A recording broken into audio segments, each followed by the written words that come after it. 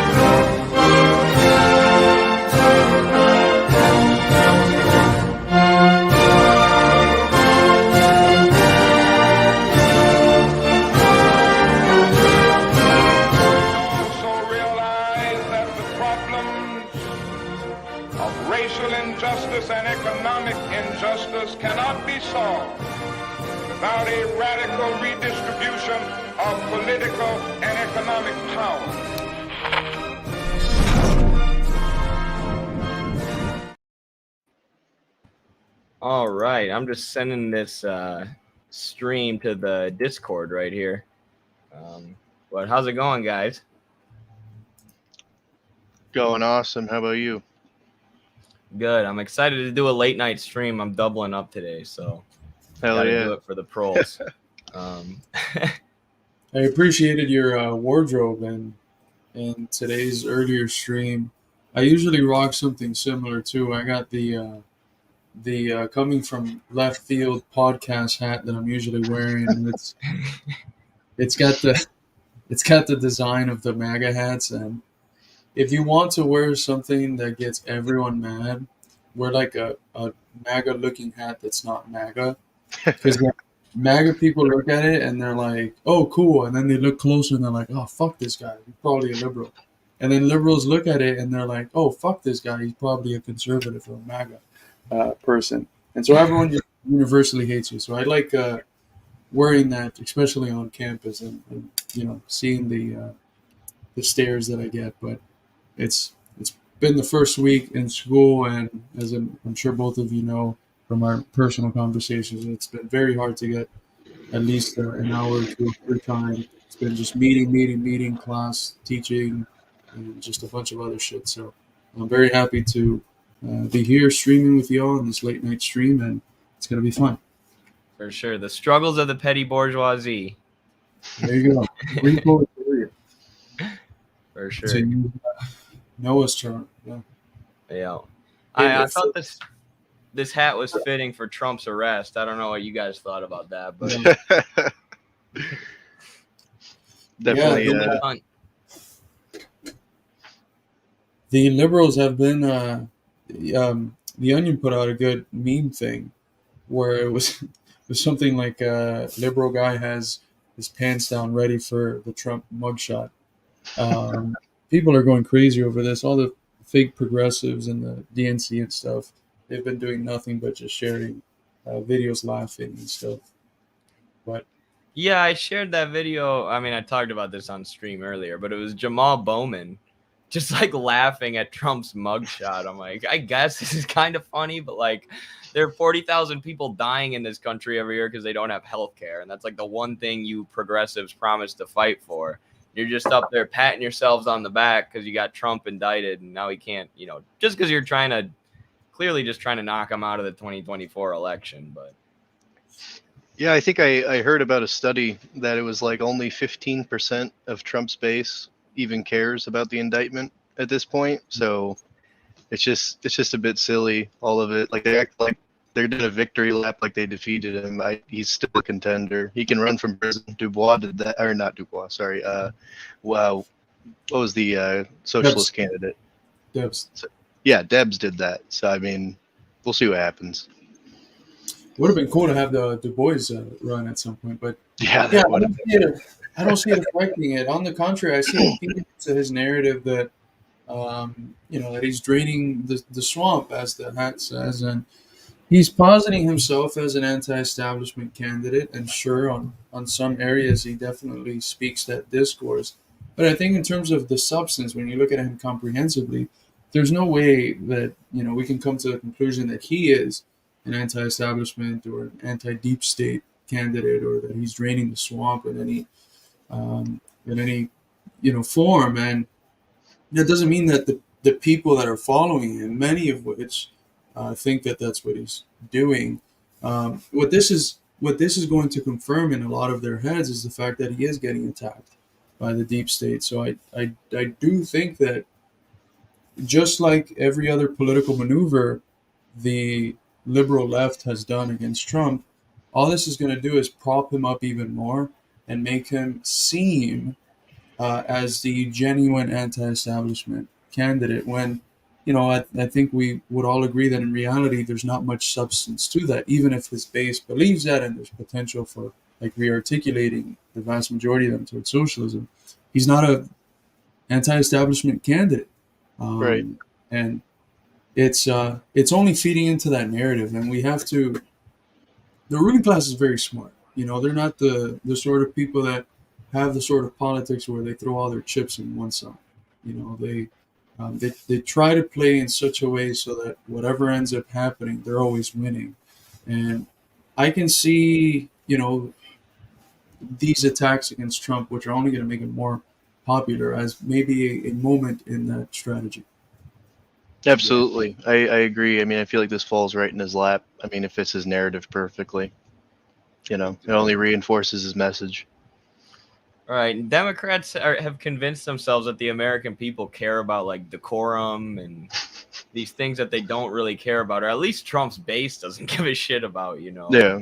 They're gonna back him 100%. This is just gonna rile them up. And even, there are a lot of like legal scholars, like the guys at the Duran, who are like, this is completely unconstitutional. And it's even gonna probably turn some rational people against the Democrats. But That's like what they're doing with Cornel West. Oh, he owes $500,000 in taxes. Who gives a fuck? Yeah, and then to see them slandering him about the child support stuff when his kids are all adults and everything like that, it's insane. The fact that they think like anyone that was committed to vote for Cornel West actually cares about that is so extremely stupid. It shows how disconnected the elite is from regular people. No one cares. Cornel West doesn't own like Vanguard Group or BlackRock. Like he's he's not one of these billionaires that are like the actual enemies, one of the big monopolists. He's not poor either, but he's also, if he avoids taxes, I mean, who cares? Right. And it's high key, not even just low key, pretty racist to be like, the black candidate owes child support, you can't vote for him. Oh yeah. When the white candidate's son is smoking crack. Exactly. and the whole thing, not to get too far off, but with the whole Trump thing, it's like I think everybody realizes is it's just politically motivated, obviously, from the Democrats. And because I mean, Trump's done some shady shit, let's not deny that, obviously, but like fucking Bush administration, nobody's getting pinned up against the wall for that. Come on.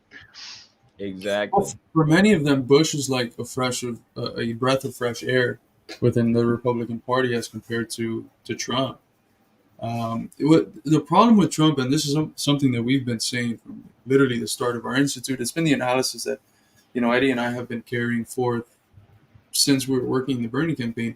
The problem with Trump is that either because of personal incapacities or whatever it might be, he is too inconsistent for the imperialist machine. The imperialist machine wants a nice face that can, bring forth all the myths in a way that the vast majority of people can be fooled into consenting to them. And Trump's not very good at that. He's someone who's, not very woke on Twitter, who's kind of obscene, who does these weird things, who in some areas accidentally maybe tells the truth, like in Ukraine, um, or parts of the truth. There's always parts that are left off, or and the substance that is left off. But um, he's not a very consistent figure for Empire. And in some ways, neither is Biden. He's decrepit. It's kind of Yeah. sad sometimes to see him up there and see him what they're putting him through. But like the perfect face of Empire was Obama. That was the perfect face. If Empire can replicate something like that, that's what they're looking for, and that's why they're bothered by Trump. He's inconsistent, and he's not a good face on Empire. And when they attack him, it's not because they're trying to defend democracy or any of that. They're trying to defend the veil that capitalist imperialism has upheld, and that has been a necessary condition for people consenting to an order that they do not feel benefited by, and that they're not objectively benefited by. And more people are seeing through that. It's a genuine crisis of legitimacy that we're already in. So we'll see. It's going to be a very interesting 2024 election. Yeah, It absolutely. is. Yeah, they got to dig themselves out of this hole. There's also like 17% of people right now don't trust Congress. Something similar, trust the media. It's like the discontent is there, the distrust is there.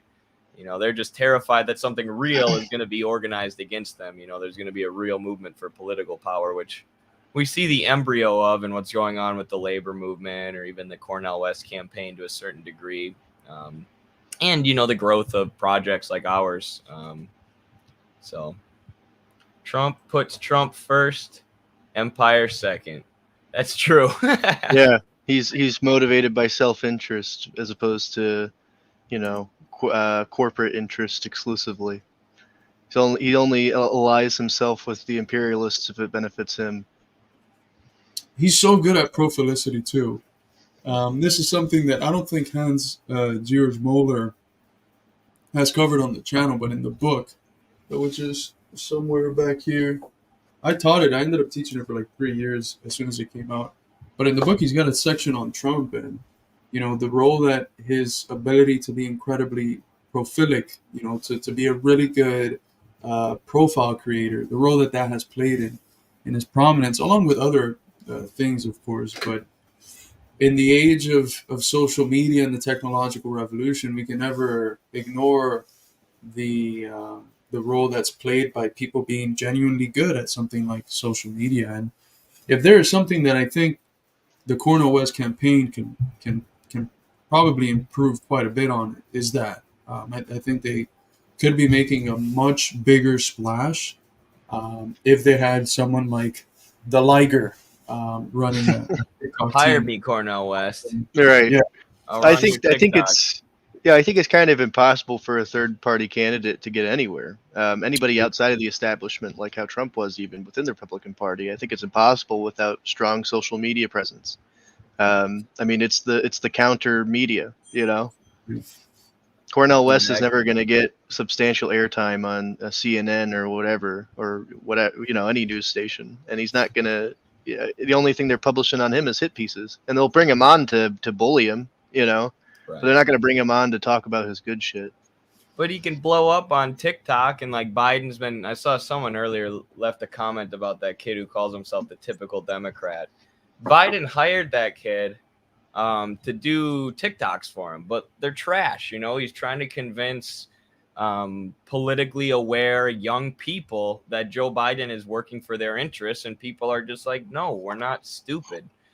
So he's constantly getting trashed, and like Biden can't even pay for those views. Whereas I made a couple sketches about Cornel West, and they blew up pretty good along the lines of the same message that his campaign is putting out, bringing together left and right, supposedly left and right working class people, people who are politically polarized, but whose interests are the same.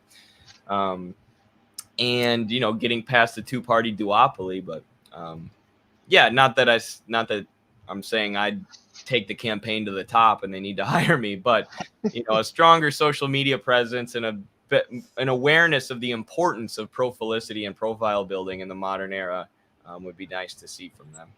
Absolutely. Yeah, and I mean that's the we have someone here ask about RFK, and when he first announced, we had a stream titled something like "Should Communists Support RFK" or something. And, we kind of said yes at that point. I know I did at least, and it was in part because of his discourse on the proxy war against Russia, and his discourse on empire, and the institutions of the State Department and war, and but then he gets started with this extremely Zionist discourse with certain things he starts to say about China, and it's like you find a lot of the same inconsistencies that you find in Trump and RFK, unfortunately. And I still think he'd be an infinitely better candidate than Biden. But part of what's really just so fundamental about someone like Cornel West is that how he's seeing what he's doing. Like, he's not seeing it like we're gonna go out there, give it our best shot in 2024 and win, and if we don't win, all right, we can go back and try in 2028. He's seeing the campaign as a moment in a larger struggle that it plays a very important role, but it's not the only thing that he's doing. He's very conscious about the fact that it's a moment in a struggle, and that's what a lot of the people that were involved in Bernie wanted and felt lacking. Like Bernie, as soon as he got cheated by the Democrats twice in different forms. He just said, endorse Biden, and here's all the money that people donated. Here, Biden, here's all the money. And he didn't see what he was doing, even though he was talking about a political revolution. He didn't see what he was doing in these campaigns as a moment in a larger movement. Or at least when he spoke about it, there wasn't any substance to back that up. And I think there is with Cornel West, and that's like the biggest thing I think at the level of politics and electoral politics. The biggest thing we should be sort of focusing on, which is trying to break through that duopoly that has dominated our politics for more than a century now. Yeah, and I do hope the RFK campaign weakens Biden, and I do think he would be preferable to Biden, but also, I liked at first some of the stuff he was saying about the healthcare system, but then he started saying that COVID was like a bioweapon that was engineered to ethnically avoid Chinese people and Jewish people. I'm like, dude, I've read all the same studies he has. Read the Lancet's final report. It was co-chaired by Jeffrey Sachs, where they say, it is very likely that the virus leaked from a lab, but nobody has talked about that because it would implicate all these different institutions connected to the U.S. government, like USAID and the NIH and other branches of the NIH, and Fauci himself was involved with that. But that's where it ends, right? They didn't investigate if it was a lab leak, and they should have investigated that more. And there was sort of a cover up within the scientific community to not investigate that. There's absolutely no evidence that China was, bioengineering a weapon. It was a U.S. lab located in Wuhan getting all this funding from the USAID and all these arms of the U.S. State Department. So to just make up that, because the lab happened to be in Wuhan, that maybe this is a bioweapon designed to avoid Chinese people. Like, what the hell are you talking about? So that was a bit absurd, but yeah, I guess he's still better than Biden, and I like that there's an anti-war voice in the Democratic Party. Yeah, about the corona stuff real quick. It reminds me of the Spanish flu during World War I. Everybody calls it the Spanish flu to this day, but it never actually originated in Spain. It actually is believed to have originated in Kentucky at a boot camp. But the reason that we call it the Spanish flu is because Spain was neutral during World War I, and they were the only country to start reporting on it whenever it finally reached its way through the front lines to Spain. So, yeah, absolutely, brother. Thank you so much, Sebastian, for the $2 donation. Proud to be part of the Institute.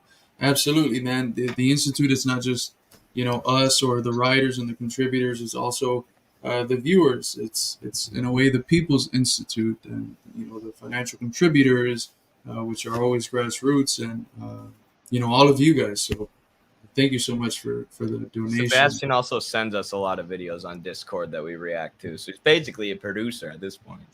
There you go. There you go. Thank you so much, brother. And Voice of the People, I think this is the Voice of the People that's been quite active on Twitter. I might be wrong, but I love the stuff they're putting out. They've been Yeah. very militantly defending Oliver Anthony.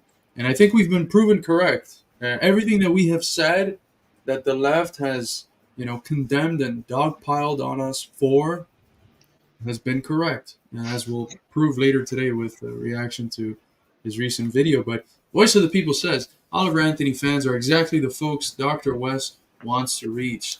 Absolutely. And hopefully, we can get an interview with Dr. West as well sometime soon. And maybe we can start to establish those connections. The ruling class thrives off of disconnection and division. Marx once said that, things like racism are the secret through which the ruling class sustains its power. And it's absolutely true. Anything that divides us, any form of discourse and practices that divide the people or something that benefits the ruling class. So if we can do the opposite and unite people and movement at such a turbulent time, a time of crisis, that is all we can hope to do, at least at the level of politics. Yeah, I mean, remember when Dr. West said, "I'm going to Trump country"? I mean, if he can find these people out in Trump country, this is the exact this. I mean, Oliver Anthony even talks so much about being, an ardent Christian and all of this stuff, and so is Dr. West. That is exactly the core audience that Dr. Cornel West is really hoping to find out there in the sticks, and I think he'll find it. I really do. For sure. That was actually the TikTok I was talking about that blew up about Cornel West. I was pretending to be a Republican. I think I had my Drain the Swamp hat on. I'm like, I'm voting for a good Christian man. But for real, that's something where he can identify with those people. And like when the other side, when the Democrats are calling him a basket of deplorables, like it's not that hard to reach those people. Just got to treat them with dignity. It's fertile ground. They already reject the establishment. And what's as far as mainstream electoral politics is concerned, what's the most anti-establishment? Probably be a third party, wouldn't it? Exactly. Facts. Thank you, Legendary Abyss, for the $2 super sticker. Appreciate that. Thank you for all the super chats. Appreciate y'all so much. That's what funds our institute. Completely small dollar donations. We're trying to get a Chinese billionaire to fund the show, but thus far we've been unsuccessful. And it's probably not the best time to do that now that the New York Times and Marco Rubio are coming after our friends. Should we get into the Oliver Anthony video, guys? We wanted to respond to the vlog that Oliver put out today, talking about his song being used at the Republican Party debates and whatnot. Do you guys have any pre-video commentary before we get into this? I mean, I'm glad to see him, putting such a timely response up after they so heinously threw his video up at the Republican debates, and he gets into that here. But I'm glad to hear him respond to this so quick. Yeah, and this is like just one more moment, and I think a very significant one. But one more moment in him basically debunking the assumptions that both the right and the left have thrown at him, so that he can be used to either advance their political projects or separate their political projects from the people trying to advance their political projects through him. Because he also had the post that he did with the little Debbie, where he explained what he meant by that line that the left has really held on to, and basically thrown the baby out with the bathwater with. So he's this is like one moment in what I conceive to be a development of Oliver Anthony, basically saying like, not just fuck the right that's like basically trying to use me for whatever comments, but also kind of the left too that's rejecting me for whatever imperfections they project onto me because I have because the right has for some reason taken me in or something. For sure. All right, let's get into it.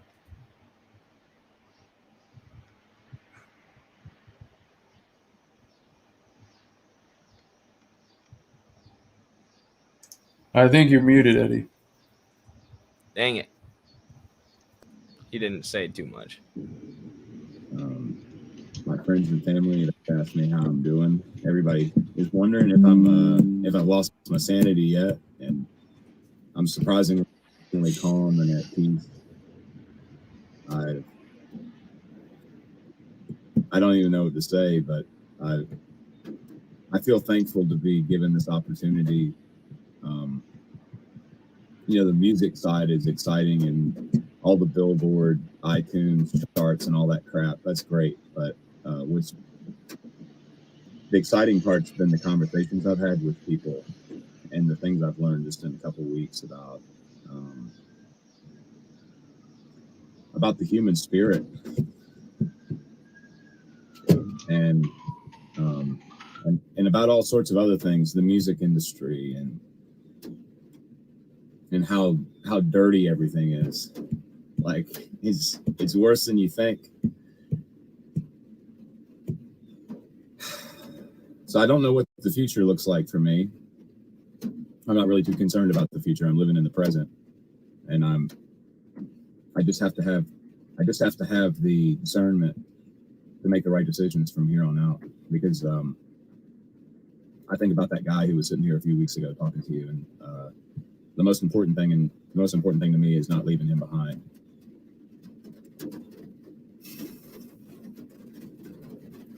I don't want to go on some roller coaster ride and come off a different person. If there is anything for me to address at all with you, it's that it's the one thing that has bothered me is seeing people wrap politics up into this. I'm disappointed to see, like, it's aggravating seeing people on conservative news try to identify with me like I'm one of them. It's aggravating seeing certain musicians and politicians act like we're buddies and act like we're fighting the same What? here, like that we're trying to present the same message. I thought he was an astroturf thing by the right. Isn't that the term the leftists have been using? He's just an astroturf, whatever the fuck, by the right. Why are you saying that, Oliver? He was created by Dan Bongino of Fox News and sent to sing his song, according to the leftists. Yeah.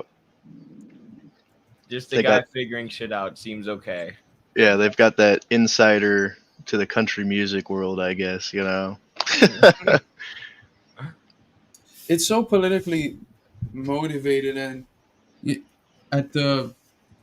the sphere of scholarship, they do the same thing. Like the people that hate Engels, and they want to divorce Engels from Marx in terms of scholarship and connect Engels with the tradition that they disagree with in Marxism, Leninism.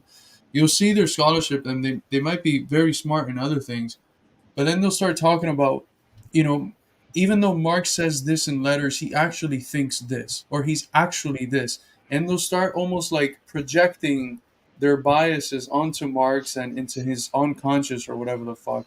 And this has been a similar reaction to what the left has had. And it was a real shame that Professor Hans-Georg Müller brought down his video. I had a chance to watch it before he brought it down. I think he's working under erroneous information, which is what led him to bring it down. But he was absolutely right. Like, the left judged him not through what he was, but through how he was being seen, right? And that's the essence of what he calls second order observation. Like, you judge things not through the engagement that you have with them, but through how they're being seen by the general peer. And they saw a general peer, which was, a bunch of right-wing media trying to, be good Gramscians and take what they consider to be the rational kernel in Oliver Falk and Oliver Anthony, and taking it to their areas. And it's a shame that Professor Mueller brought it down, but he was absolutely right in this case, and I think that Oliver Anthony's proven that in this video. Did you see his next video? I actually made a response to Professor Mueller in the comments on his next video talking about how the song was astroturfed and pushed back a little bit, and our comment is getting quite a bit of traction underneath this video, so I hope he makes a response to our comments. I know he reads them pretty often. I've spoken with him a few times. as well. So I'm wondering whether I should send him an email about that or not. He's the sort of person that from my experience at least, he's very much willing to change his mind on things and to rationally examine the information that he has on hand. Yeah. I've had a lot of people reach out to me, and I tried to be polite to everybody, and I've talked to hundreds of people the last 2 weeks. It seems like certain people want to just ride the attention of the song to maybe make them their own selves relevant, and that's aggravating as hell. The other thing that I find aggravating is, like it was funny seeing my song it was funny seeing it at the presidential debate, because it's like I wrote that song about those people, so for them to have to sit there and listen to that cracks me up. But it was funny. A plant from the Republican Party who directly called out the Republican Party and says they're the people he's talking about in his song. Yeah, guys, remember he's an astroturfed right-wing plant in the music industry, guys. They totally need another one to unseat their guy, Jason Aldean. But, two is better than one, I guess, so we'll just put this guy forward. I don't know. Makes no sense to me. And then he sits here and shits on the Republican Party. I don't know. It just doesn't make a lot of sense. And I think the left, because I'm sure a lot of people are going to watch this and backpedal on their comments, and I think that's good. We shouldn't shame them for doing so. I think Emma Vigeland or Vigeland from the Majority Report did something like that, as well as the cohort that was also shitting on us for interviewing him.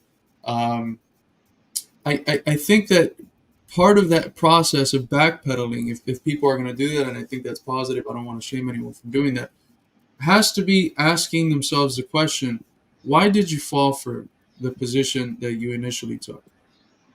Exactly. What led to that? What led you to be so influenced by what the mainstream elite liberal left said about this man? And why is it that the Midwestern Marx Institute, the nut jobs that have commented from the Institute on this thing, why were we correct again? Does it have something to say about the dialectical materialist analysis? Does it have something to say about the purity fetish approach that you guys might have taken to the song? That's what I want people to take away from this. I'm with open arms for all the people that criticized us. If you want to come back and tell us, okay, you guys were right, I'm here with open arms. But I think you should also reflect on why were you so deceived so quickly? What led you to pass judgment on such superficial appearances? That is a question that people must ask themselves, because if not, they're going to continue falling for it in the future, and we want to prevent that. We don't want people to pass judgment abstractly. Hegel has this brilliant article. Everything he writes is basically incomprehensible for most people, but he's got this one article called Who Thinks Abstractly? And it's the one thing that basically everyone can understand.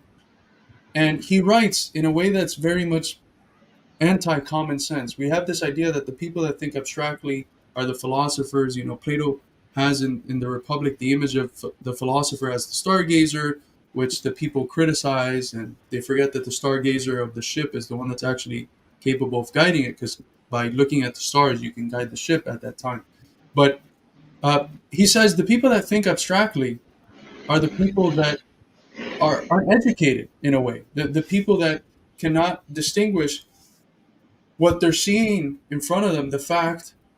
They can't see the connection of the factors that produce that fact. They separate the fact from the factors. And a lot of the people that pass judgment, specifically from the left, on this song, they didn't look at his song, Virginia or Coming Home. They didn't look at his other songs. They didn't look at the one song, Richmond, North of Richmond, as a totality. They didn't understand, what part does that song play in the general moment that has made the song blow up. They just divorced every factor possible and focused on one fact, which was, if you're 5'3" and 300 pounds, taxes ought not to go for your bags of fudge rounds. And that's what I want people to take away from this. Not just, okay, he changed his mind, maybe I was wrong, but what led to be wrong? How did the outlook that I was approaching the world with lead me to be wrong? And how can I adjust that outlook? How can I reflect? How can I participate in the process of knowledge and not just cheap wisdom? That's the Socratic distinction. Wisdom is like, I think I know this. Knowledge is, it begins with self-knowledge, with know thyself. That's the Socratic dictum.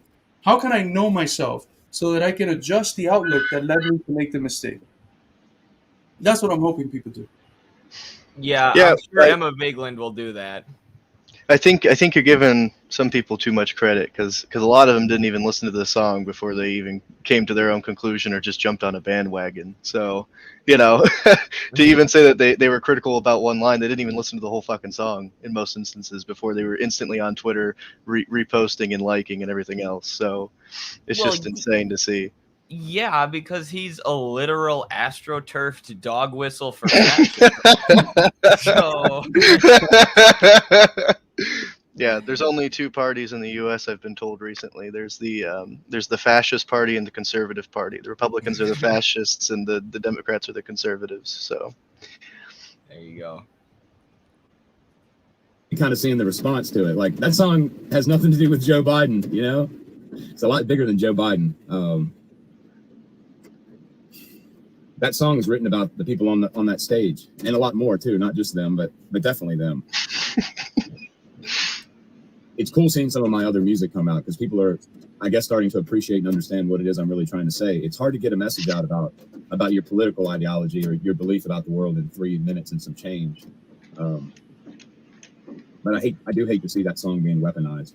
Like, I see the right trying to characterize me as one of their own, and I see the left trying to discredit me, I guess in retaliation. That shit's got to stop. If you watch the response videos on YouTube to the song, it's not conservative people responding to the song. It's not even necessarily Americans responding to the song. I don't know that I've seen anything get such positive response from such a diverse group of people. And I think that terrifies the people that I sing about in that song. Exactly. That's who the leftists are defending. You're defending the people he's singing about in that song, which if you look north of Richmond, no, he's not singing some, like, the South Will Rise Again battle song. Washington fucking D.C. is north of Richmond. He's singing about the Washington, D.C. politicians. That's what fucking leftists are supposed to be against. Like, Jesus Christ, it's not that hard. He's such a Republican plant, guys. He just shit on every guy at the Republican debates. It's crazy. So it feels so good. I watched it, and I knew this was going to be the trajectory, and I watched it, and I was like, there is nothing the left can say anymore. There's literally nothing the left can say anymore. If you hate this guy, then it's very clearly that you're just hating him because the liberal elite told you to hate him. Yeah, it's pure dogmatism. Yeah, you can't disguise that dogmatism, that ideological attachment to the elite with anything anymore. And he's going to explain it further what he means by by that quote on welfare that people have interpreted as punching down. He already explained that in a post, but it's incredible. And again, this is like, we have to look at the ideological level, at the level of assumptions, of unknown knowns. That's what assumptions are, things that you don't know that you know, but that you actually know and shape the way you engage with the world. We have to have that reflection, but we also have to have a class analysis and see that a lot of the people that have perpetuated the interpretation of Oliver Anthony are from a class that looks at working class people, black, white, Hispanic, whatever background they are, disparagingly. Absolutely. They look at working class people, and any interaction that they have with them is through condescension. And working class people are tired of that. And I'm sorry, but that's the dominant form of relationality in large chunks of the left. There's people that are doing a better job, and I don't want to, downgrade their effort. But large chunks of the institutional left today is little different from HR, human resource departments, diversity, equity, and inclusion departments of the bourgeoisie that just put a woke veneer on a deeply managerial and professional managerial class politics that's anti-worker. Yeah. Not only is the like American leftists, they're not only like the running dogs of capital through their class base, usually being PMC and white collar workings, But not only that, but they're the gatekeepers of any actual avenue to socialism. It's the gatekeepers of any actual avenue to becoming a principled Marxist and a blue collar worker who understands his own exploitation. It's disgusting, and it's just it's purity fetish on crack. It's all this ever was. This is like the perfect example of, like, this is the most immediate example of purity fetishism I think I can conceive of, honestly. Absolutely. It was crazy to me talking to like people in real life who were so excited for us to interview this guy versus talking to people online. Like the Yeah. disconnect is so real. Yeah, I mean it's insane. Like I talked to the guys, I talked to the trucking guys, and they all love this song, and even some of them were like, "Oh, I'd love to hear an interview from this guy, see what he really thinks," and that's what they want. But we're basically just platforming a fascist, guys. We really gotta not do it. Right. Got to call out his dog whistles. Right. Everything they can the last 2 weeks to make me look like a fool, to spin my words, to try to stick me in a political bucket. And they can keep trying, but I'm just going to keep on writing. And I've got a lot of words to put down on paper, and I've got a lot of songs to put to chords. And I don't know what my music career is going to look like. I don't know how many shows I'm going to do and how many tours I'm going to put on, but I am going to stay true to my word. I'm going to write. I'm going to write, produce, and distribute authentic music that represents people and not politics. I do feel. Can I say something real quick? This is a very important moment in a general movement that has been taking place for a very long time. And it is a movement, as Dr. Montero argues, of the discontented masses. People literally cannot continue to go on in the old way. You mentioned earlier, Eddie, 17% of the American people think that their elected representatives are actually representing them. Only 11% thinks that the media actually tells them the truth. That means that 89% thinks the media is full of shit, and 83% of the population thinks that the representatives are full of shit. What do you think is going to spring from that level of consciousness? A movement of the discontented masses, a movement for a new world. And so far, the reaction we've seen from a good portion of the people that call themselves Marxists is condescension towards these sorts of people. And Midwestern Marx and other organizations have been, somewhat the exception here. But Oliver Anthony's song represents a new moment in this movement, which is an aesthetic moment. And that's so incredibly powerful. Every revolutionary process has always had an aesthetic dimension that ends up almost like capturing the spirit of the movement. If you think about like the movement towards Salvador Allende's election, what comes to mind is Victor Jara, right? This very important Spanish folk singer about the struggles of the poor and the struggle for socialism. If you think about the construction of the Cuban Revolution, what comes to mind is Carlos Puebla. What comes to mind is La Nueva Trova and Silvio Rodriguez and Pablo Milanés and the rest of other people. And it's the same thing. If you look at Chinese art, if you look at the Bolshevik art, when revolutionary movements, when you experience the aesthetic moment, the moment where it blows up and the masses just hold on to aesthetic symbols and songs and art pieces and poems, that is very dangerous.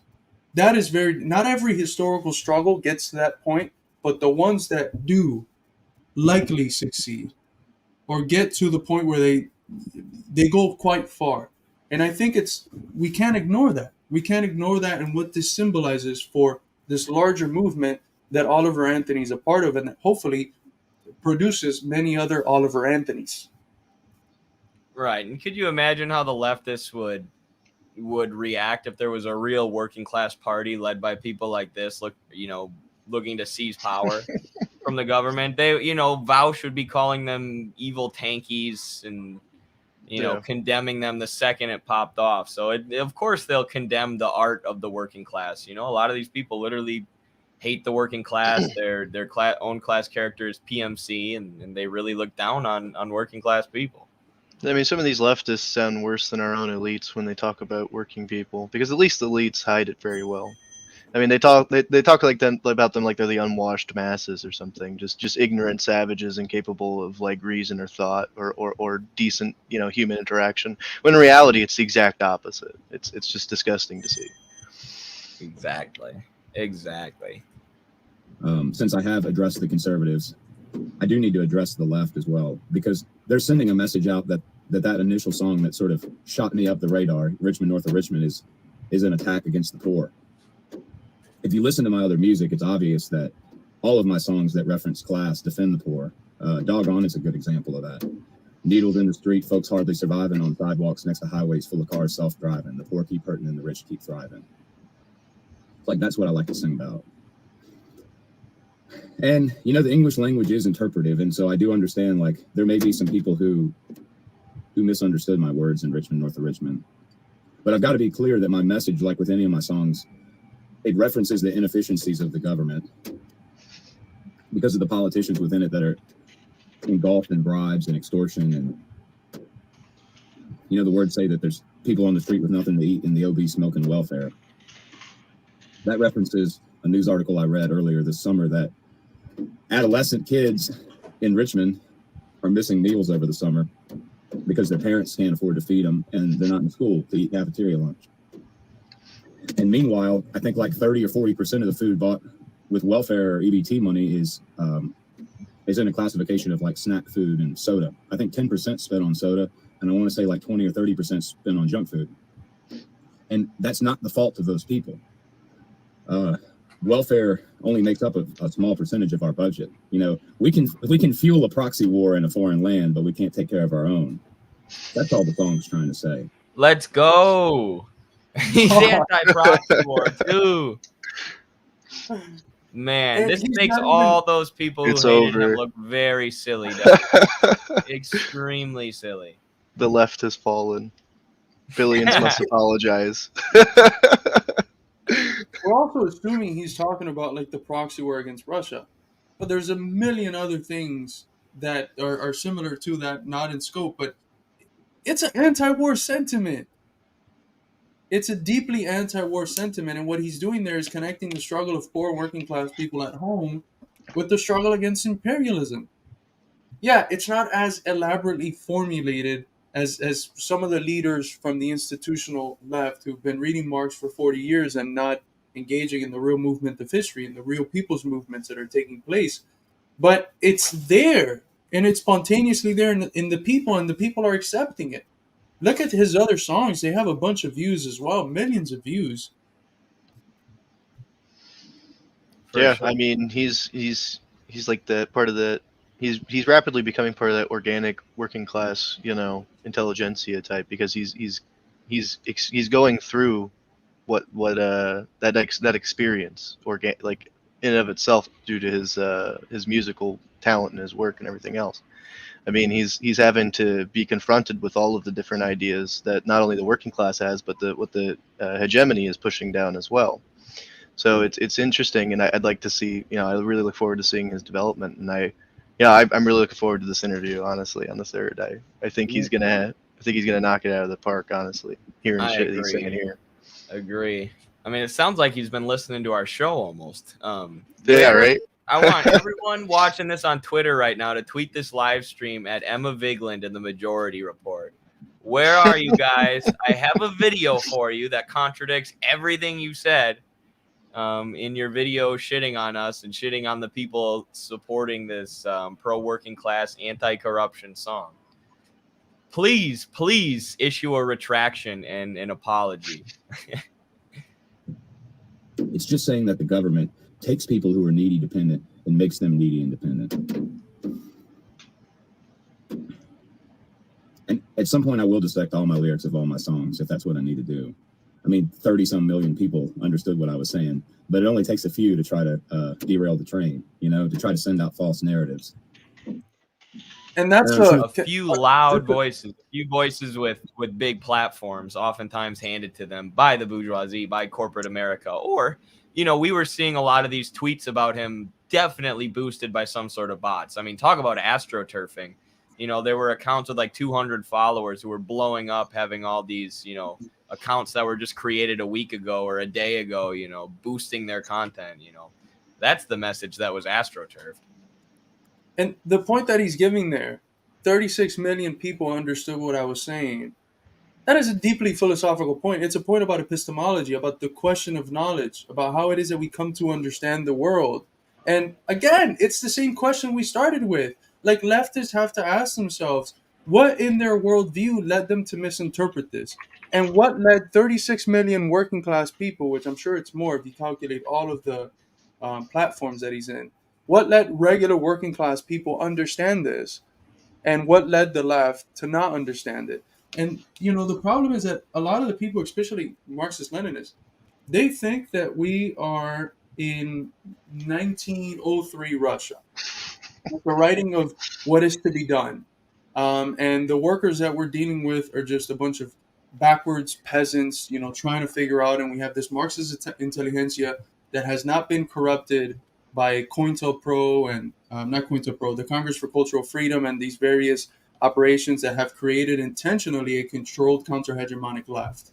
And the problem is that, as we're seeing with the reaction to this, what does this prove if not that in terms of at least the spontaneous instinctual reaction to the political moment, working class people in terms of worldview are far ahead of the left. The left is today, in terms of the way that they view the world, more backward than regular working class people. And that's part of the point that he's making. How did 36 million people realize I wasn't punching down, but creating an anthem, lifting up the voices of the poor and working class, but the liberal PMC left didn't figure that out? This is what I've been saying since day one. Yeah, it's just insane to see like the depths that the online leftists have to go to find some sort of small thread to pull at to make this like the fucking just wholeheartedly dismiss working class people and their sentiments. Like I said many times, like guys at my job, they fucking know this song, they love this song. Every working class Joe that I talk to, they know this song, they love the song. None of them ever got from it that it was, oh, we hate fucking poor people and people on welfare are all animals and shit. That's just all trash that the left superimposed onto this message. It was never the point. And it's just so disingenuous of these people who are just fucking terminally online on Twitter saying this stuff. It's disgusting to see. And honestly, I take it, I take it as like they're incapable of humanizing the vast majority of working class people. Honestly, it's just complete departure. For sure. And it's best to just ignore these people and speak to the workers. Exactly. I mean, they prove themselves irrelevant by their incongruency and their inability to effectively have a conversation with working class people without screaming and calling them fascist.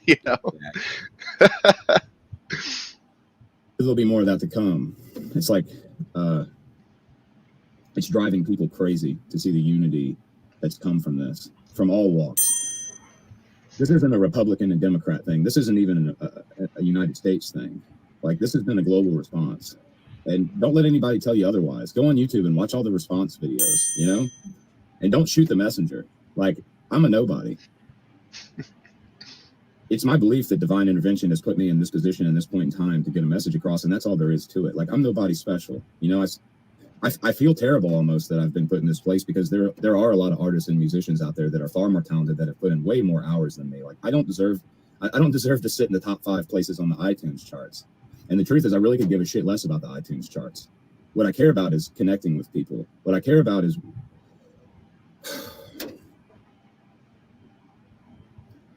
I don't know what this country is going to look like in 10 or 20 years if things don't change. I don't know what this world's going to look like. And like, something has to be done about it, There's been too many people die. There's been too many people sacrifice everything they've had. People die before they're even 18, just so for us to all sit here and just do the stupid shit it is that we do every day that keeps us all beat down and divided. Like, that's what I want to see stop. And I'm going to do everything I can to influence that at all costs, even if it does even if it does throw my world upside down, it's well worth it. But for now, I'm hanging in there, and I'm doing what I can, and I really appreciate everybody who's along for the ride.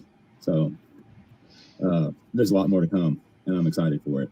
And I'll see you on the next one. Wow, powerful stuff. Yeah, Well, definitely. He's setting the stage for the third. Yeah, he is. Well, He's he's ready. showing that he has more like integrity than large chunks of the left, whose instinctual reaction um, was based on what the liberal elite was writing about this guy and saying about this guy, or how the right was trying to utilize him, which he clearly critiques there. He has doubled down on his views. He has criticized the people that tried to place them in a box that they can then utilize to expand their agenda. It's a man with integrity, and he might not be ideologically perfect according to us Marxists, but nonetheless, he's got very explicitly the interest of people like him, working people, at heart, and the advancement into a world that is not the shitty world that we're in. And I'm sorry, if you're a Marxist, you have to realize that it's not just arbitrary, the fact that we have the world that we're in. It's not a result of just Biden or of just Trump. It's a result of a whole system. So when you got people that want something radically different, even if they can't articulate the fact that, oh, all of this that we're seeing is rooted in capitalist imperialism and it contains within itself the contradictions for socialism, blah, blah, blah, blah, blah, all the Marxist discourse that we should be learning, of course. Even if you have people that can't articulate that, if they spontaneously don't want this mode of life and want another one, they are objectively in a revolutionary position, in a progressive position in terms of universal history.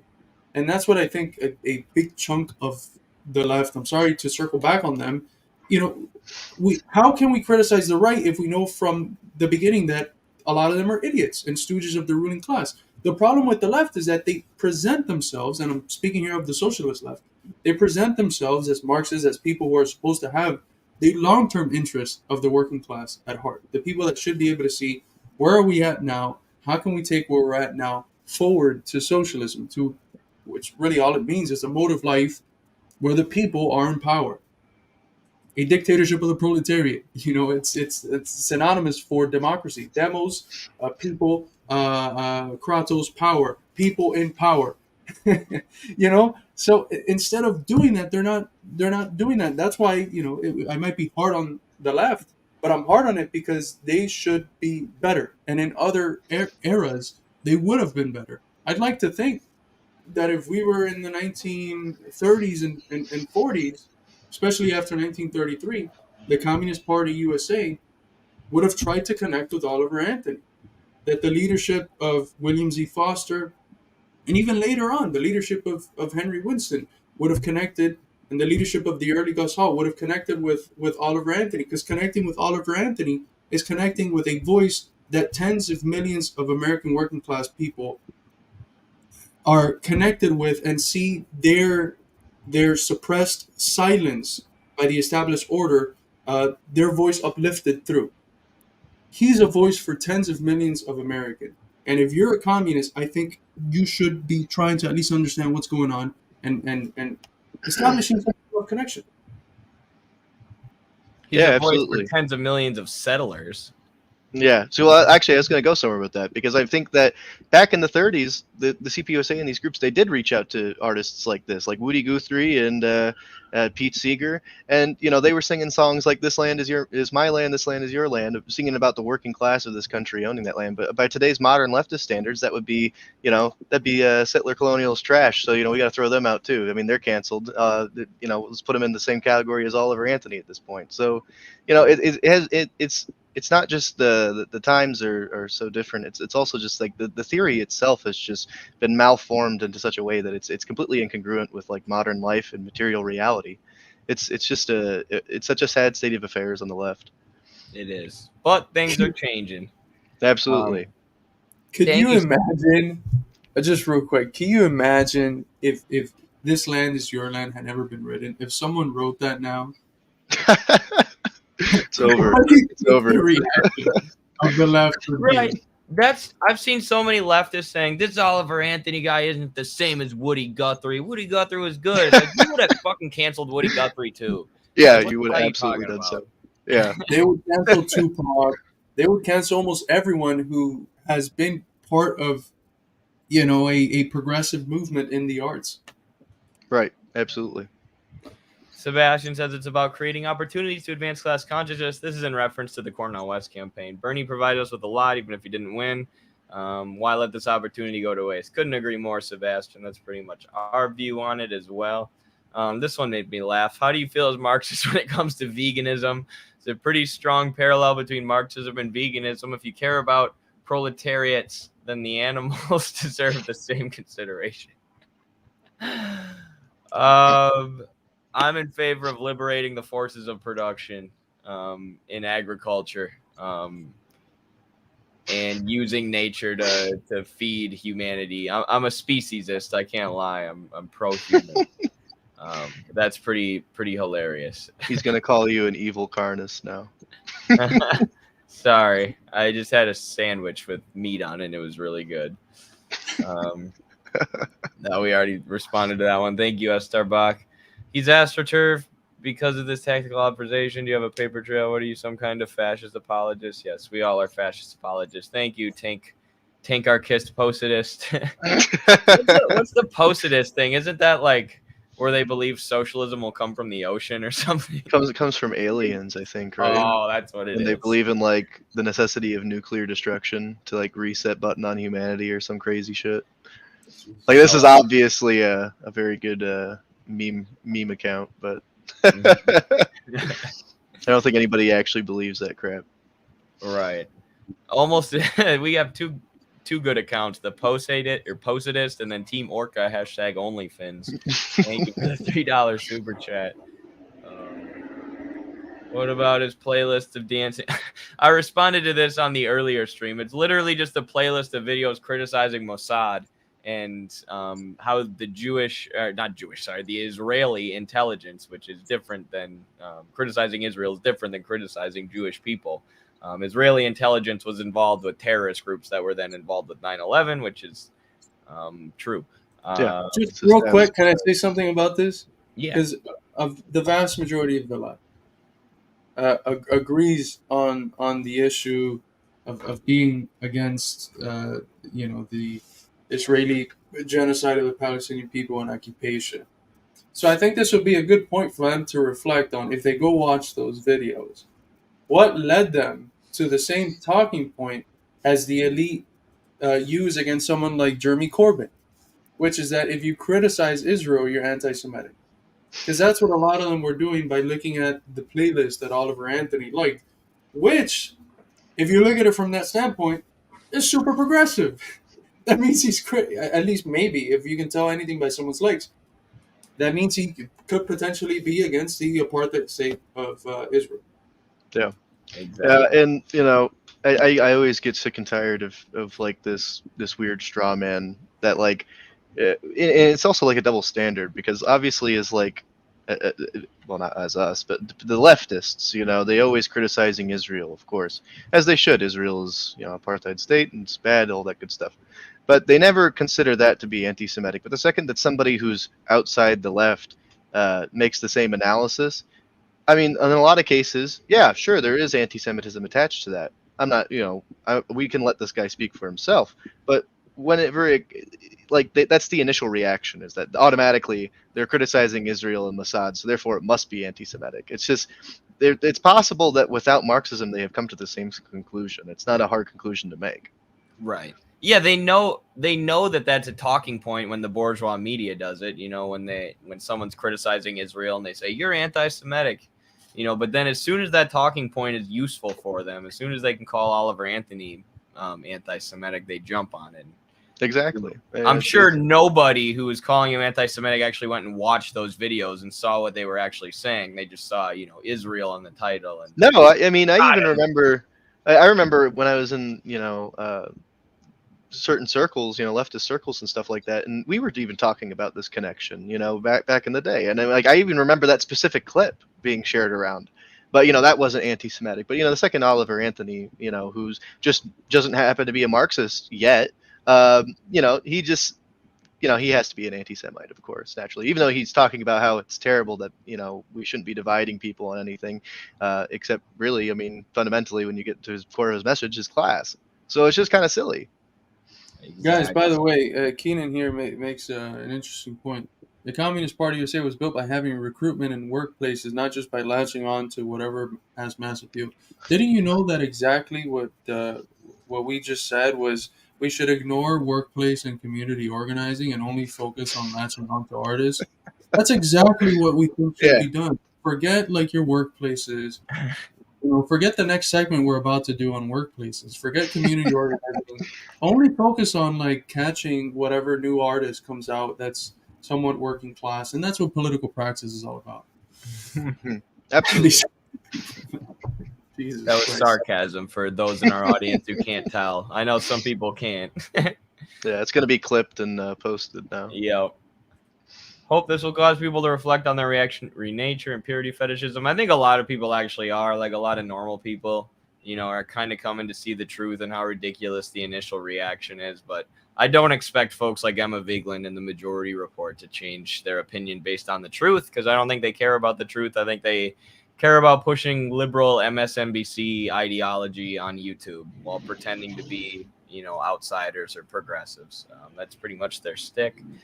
Something about demanding a musician change words to their song seems goofy AF. Like, bitch, go write your own damn song. I like it. Thank you so much, everyone.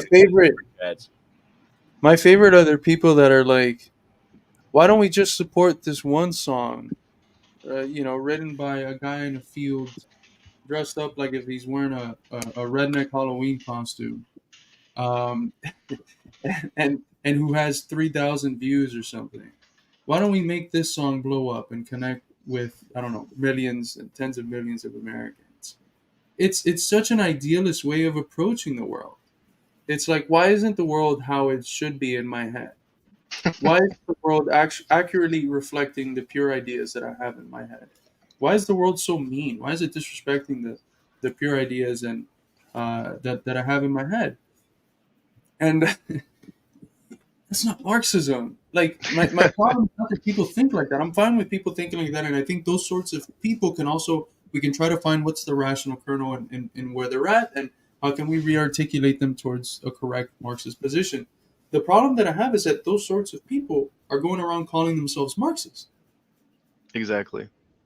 If you're a Marxist, you have to have the most developed worldview humanity has ever produced in thousands and thousands of years. The worldview that can most accurately allow us to reproduce reality at the subjective level, at the level of our thoughts, accurately reproduce reality concretely, the concrete reproduction of the concrete, as Lenin would say.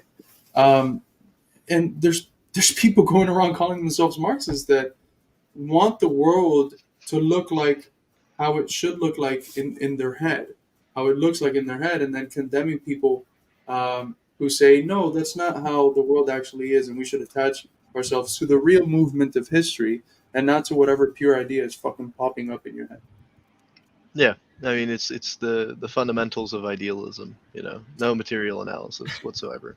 We had so many people who were like, why don't you guys interview this artist with like 2,000 plays on Spotify? I'm like, we will if we have time. Like, I like that they're making, music that's in line with our ideology, but it's a little bit more important right now to interview the guy who just got 27 million views in like 8 days. That's exactly probably going to help spread our message a little further. But well, not only that, it's not only about that, but it's about wanting to understand and have a materialist analysis of what the current culture of working class people is, and by and large they're flocking to this song. I mean, that's why it's so important to discuss things with and get Oliver Anthony's viewpoints and have that interview with him, because it's not about we like his message. It's about he is representing a fundamental paradigm shift within the working class, and to better articulate that, we have to allow him to articulate himself.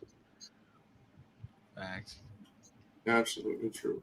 Well, that was a good segment, boys. You want to move on to our labor segment? Catch everyone up on sir. what's going on. Let's get into it.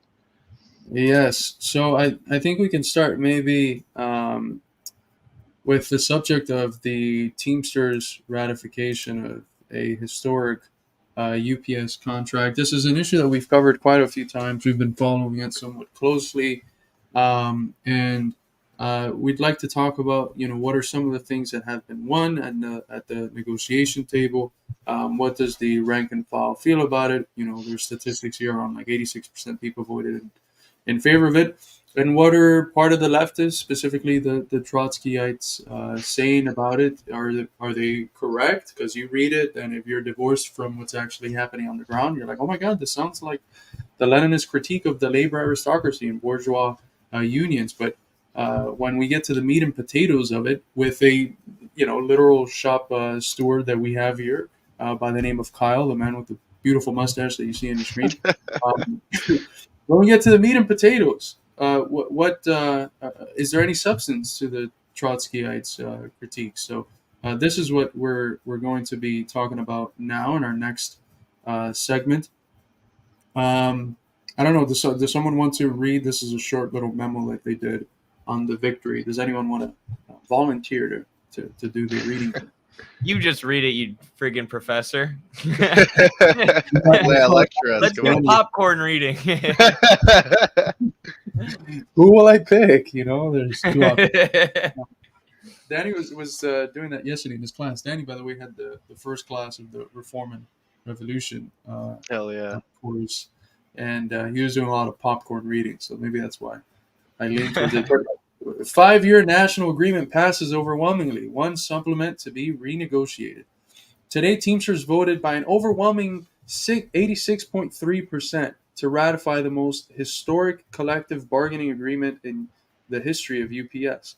The 5-year contract protects and rewards more than 340,000 UPS Teamsters nationwide, raising wages for full and part-time workers, creating more full-time jobs, which is a big issue, the 22.4 tier system. We've talked about that before, and securing important workplace protections, including air conditioning, which is something I believe that they had already done a while ago. The agreement passed by the highest vote for a contract in the history of Teamsters at UPS. All supplemental agreements were ratified as well, except for the Local 769 LAI supplement, which covers 174 members in Florida. The National Master Agreement will go into effect as soon as this supplemental is renegotiated and ratified. So they're not just letting them, hang loose. They're fighting to renegotiate that and ratify. The UPS Teamsters National Negotiating Committee will immediately meet with the company to work to resolve any outstanding issues with the supplement. Upon resolution, the adjusted supplement will be voted on by respective UPS Teamsters in person in their area. There are 44 supplements to the National Master Agreement. Our members just ratified one of the most lucrative agreements the Teamsters have ever negotiated at UPS. This contract will improve the lives of hundreds of thousands of workers, said Teamsters President Sean O'Brien. Teamsters have set a new standard and raised the bar for pay, benefits, and working conditions in the package delivery industry. This is the template for how workers should be paid and protected nationwide. And non-union companies like Amazon better pay attention. So this, what I see when I read this is it's going from a narrow craft unionism, just thinking about our field, to a broader, more class conscious approach of thinking of ourselves as workers and what is our victory in this area going to mean in other areas in non-union companies like Amazon. This is the richest national contract I've ever seen in more than 40 years of representing the Teamsters at UPS, said Teamsters General Secretary Treasurer Fred Zuckerman. There are more gains in this contract than in any other UPS agreement, with no givebacks to the company, but the hard work doesn't end here. We will continue to fight like hell to enforce this contract and make sure that UPS lives up to every word of it over the next 5 years. And then they list some of the highlights of the contract, which I will be linking now to the chat so that you all can read. But labor guy Kyle, tell us what you think about this ratification. Yeah, so overall, I mean, the results really speak for themselves. I mean, you get north of 86% of the UPS Teamsters voting to ratify this contract, and let's keep in mind that these guys were ready to strike if they got what they perceived to be a bad contract. It's it. They weren't just fence sitting and just going to vote for whatever was passed along. They genuinely are in favor of this contract. Of course, it didn't win everything that they were hoping to win, and that has to be stated. We always shoot for the moon, and we don't always get there. That's how it works. Um, it's always a negotiation. It's always a back and forth between the union and the company, and you have to make concessions in some areas about what you actually want. But as far as what we consider to be concessions, which is to say that we're giving something up that we already have won in exchange for something else that we want. This was a zero concession agreement, which is very important. We didn't. We at the Teamsters, and the UPS guys at Teamsters specifically, I should say, they didn't give up a single thing that they had already fought for and won to gain all of the stuff that they got. All of the stuff that they won in this contract was added on top at no expense to what their existing contract was. And that's actually rather unique whenever it comes to negotiating these contracts, because oftentimes management will find something that they want us to give up on our end for us to get something that we're asking for in this round. And a lot of times it ends up that that trade is made.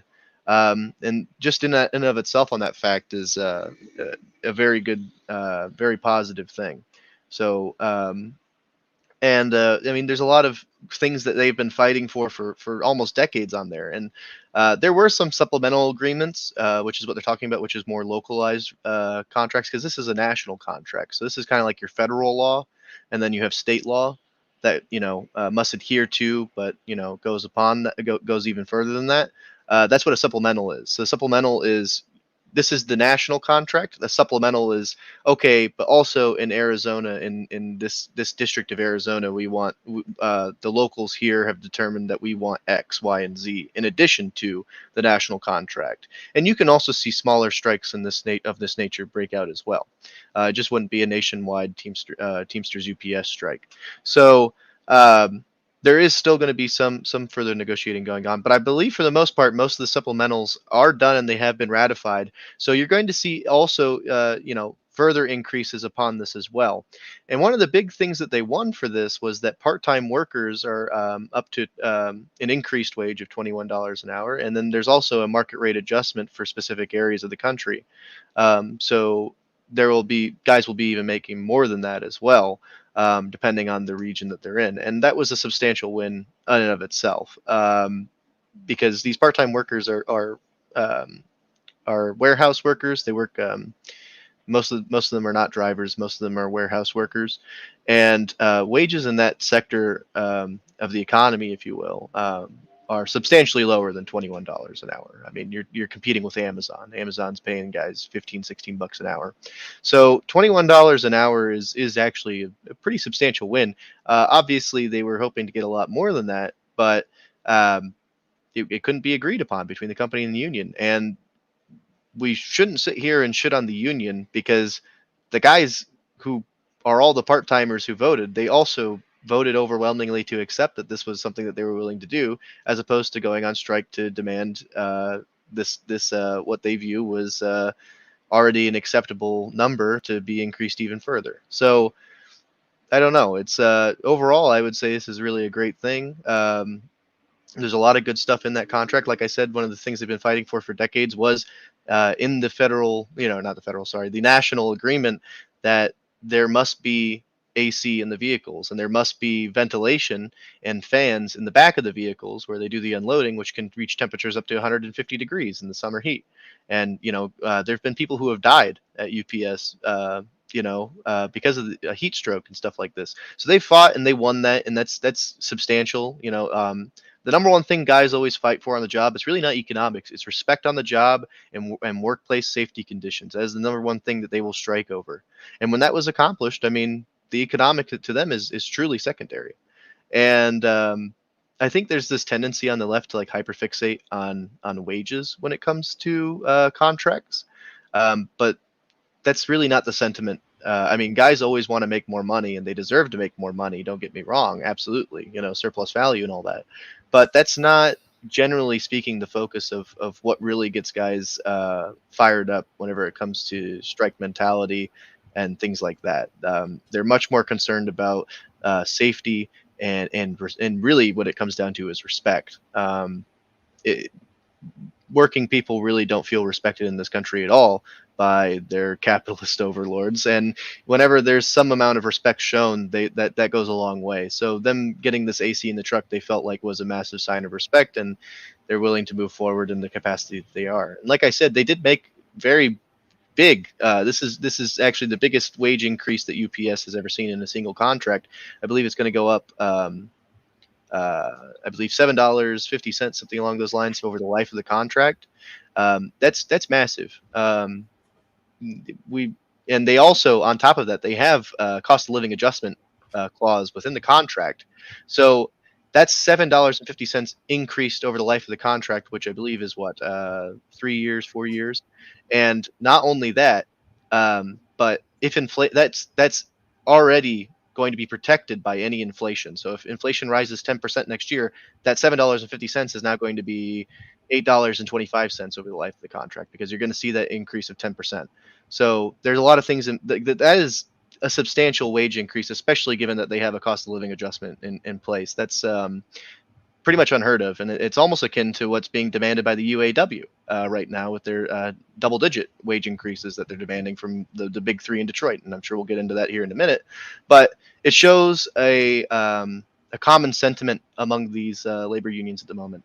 So it really mystifies me in light of all of this, like, as somebody who works within the labor movement, as somebody, like, it's clear as day to me that this is a massive win. So it's really like, and it's clear to the workers that this is a massive win as well. I mean, like I said, 86%. But then you see stuff like this, which is being pulled up on the screen now, which is, World Socialist website, which, I'm not super familiar with the publication, but I believe they like some guy who maybe, went to Mexico in the 30s and some guy named Ramon Mercader. I'm not sure. But so these guys, they come out and they are attacking the Teamsters contract. And it's just really silly to me. I got this sent to me by someone who was interested in learning my opinion on it. So I read over it, and they don't talk about any of the great benefits that are going on with the contract. They just say this empty messaging, this long dead analysis of, labor bureaucracy is just inherently bad. All the unions are terrible. They're all corrupt and crooked. You can't work with them. The workers don't know what they're doing. They're being sold down the river. They're incompetent. They don't have any brain cells or capable of rational thinking. And it's just all this shit about how the UPS Teamsters contract is actually a sellout, but they can't really name any like substantial points. I mean, the most damning thing they were talking about, which is something I talked about, which was the $21 an hour for the part-time workers. Like I said, this is 86% of people voted for this, and they were overwhelmingly happy. They even have accusations of voter fraud and shit, old tired stuff from the Reagan era about how unions operate. They're willing to pull from anything left or right to really attack any organization of workers, any union that's actually forwarding the goalposts here for workers. And in this case, I mean, there are cases where that's justified. There are unions out there who have really not listened to their rank and file membership, but that's not really the case what's going on at Teamsters. And it's really sad to see that. I mean, it's like I said, it's an outdated analysis that they're just dogmatically applying as like a blanket across everything having to do with unions. And I really can't get behind this messaging. And I mean, I don't understand where the sentiment is coming from, in all honesty. And then to draw things in, like saying that they think that the vote was tampered with and all of this stuff, that's a pretty serious allegation. And I mean, it's just, I mean, if you want to discredit unions, like that's the number one way to do it, is to lie about the democratic nature of them. And it's honestly, it's a disgusting and shameful tactic. And you can criticize, what actually came out of as the results. You can criticize that without having to jump to this like weird Red Scares mentality when it comes to union and like panic mongering sort of shit about, lying about the democratic nature of these things. These things are federally oversighted. I don't know if anybody realizes that. When there's an election, when it comes to anything related to a union, there is federal oversight to that election. It's not rigged. It's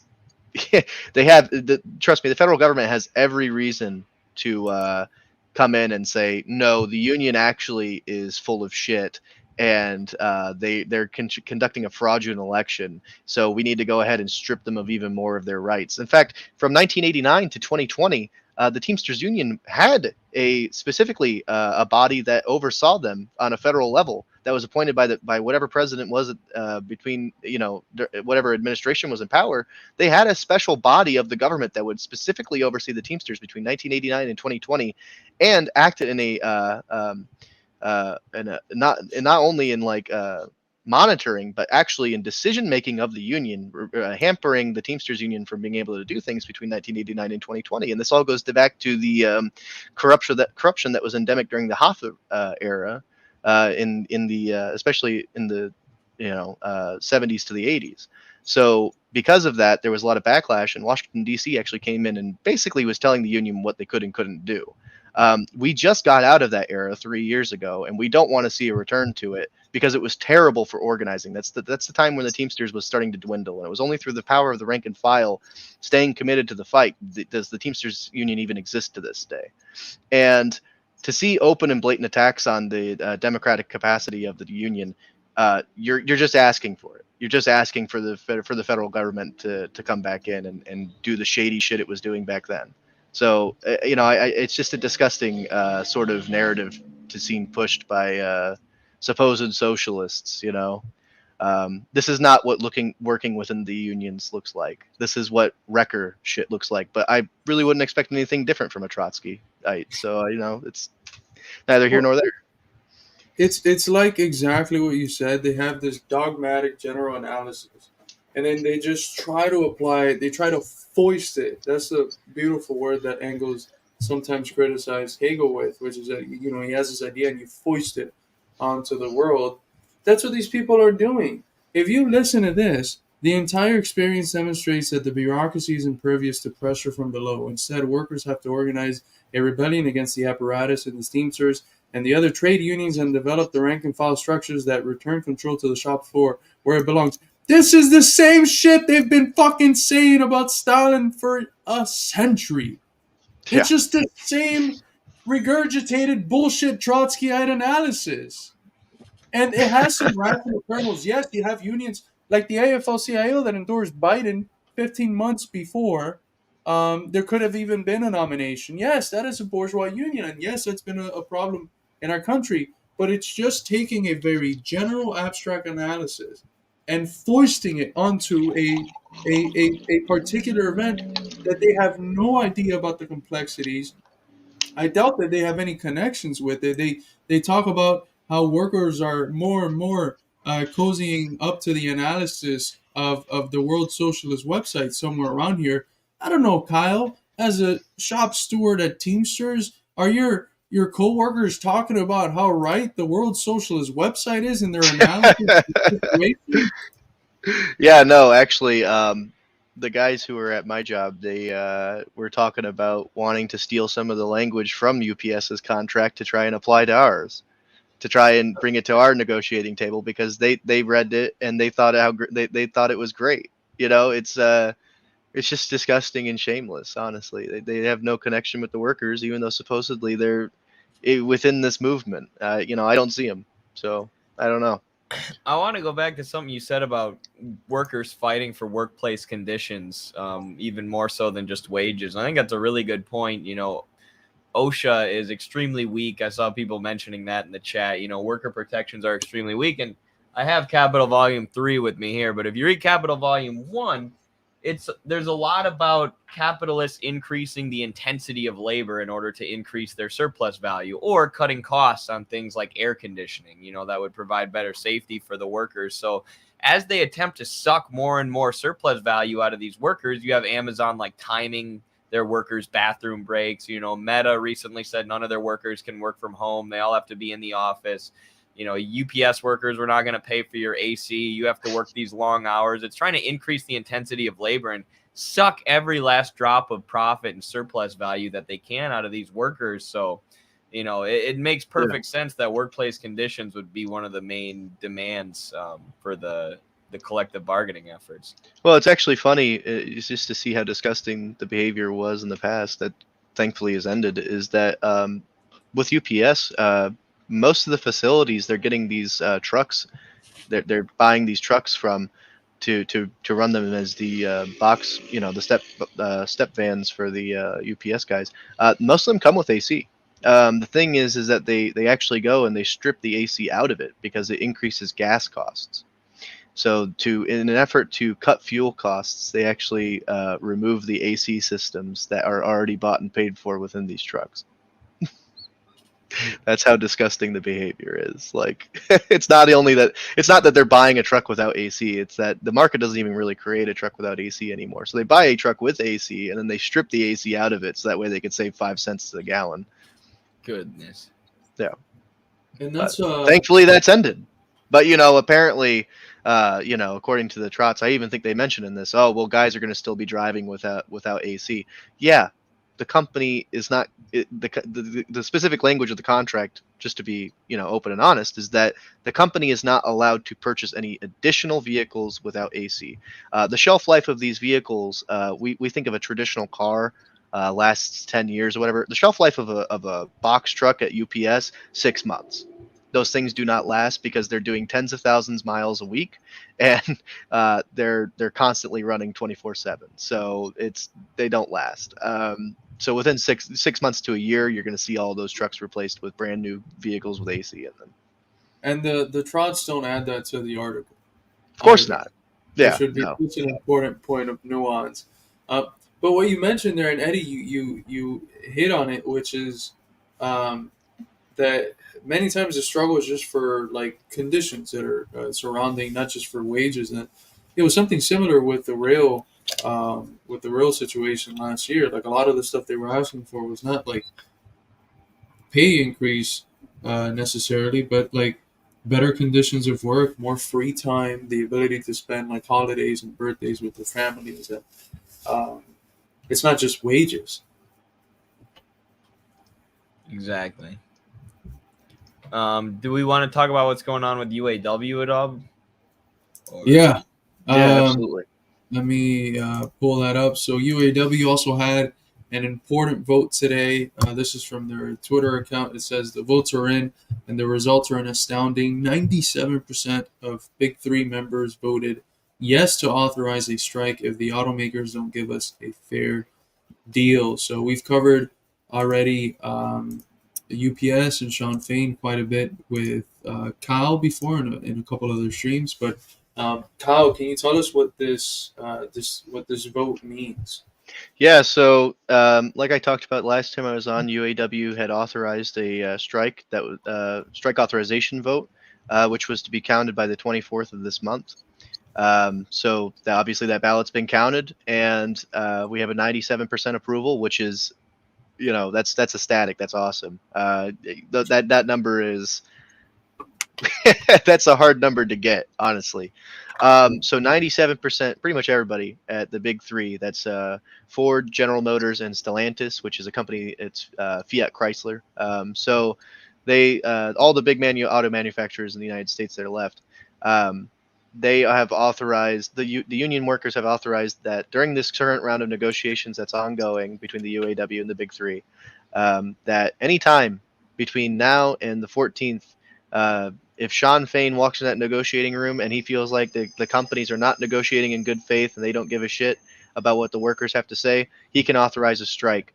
And yeah, I mean, we're going to see it. All the analysts say it. Everybody within the UAW leadership is saying it. Sean Fain himself has come out and said it's going to happen because we are oceans apart as far as what the union wants and what the companies are offering. And there's no end in sight. They haven't even. He says that the point they're at in the contract for as far as negotiating is concerned is what you would be at before you were even at the table. They haven't even gotten to the sticking points. They haven't even gotten to the economics. They're still hashing shit out over language because the company is just unrelenting right now. And at the same time, they're going to the corporate media and saying how unreasonable the UAW is being, and that they're willing to negotiate, and they're not seeking any concessions from the union. They're not seeking the union to give up anything. It's all lies. Everything. And Sean Fain even demonstrated this. He pulled out the Stellantis contract, and he said this is a spit in the face to our membership, and he threw it in the trash on live TV because that's all they're doing. They're spitting in these guys' face. They don't care. It's disgusting to see. And I mean, even the COO of Stellantis was he's not even been present at any of the negotiations. He's off in Acapulco, Mexico, at one of his $1 million estates, living the high life. And he's writing his workers a letter telling them, don't vote to strike, and we're going to take care of you, and we're all family type bullshit, while he's down there in his multi-million-dollar estate living the high life.